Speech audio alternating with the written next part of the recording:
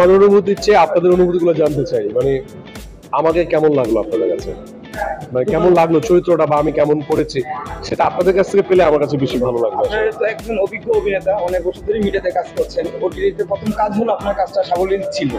এই সাবলীল কাজটা করার জন্য কাকে বেশি আপনি কৃতিত্ব দিবেন? আসলে চরিত্রটাই এমন, ডেফিনেটলি গল্পটাকে আমি কৃতিত্ব দিব।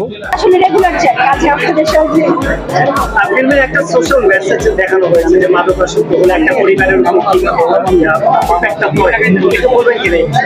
অবশ্যই এটা আমরা কমার বেশি সবাই জানতাম। আমার মনে হয় এটা একটু একটু করে মনে হয় অনেকেই ফেস করেছে, কিংবা প্রত্যেক ফ্যামিলিতে এরকম একটা করে আমরা ঘটনা কিন্তু খুঁজতে গেলে পাবো।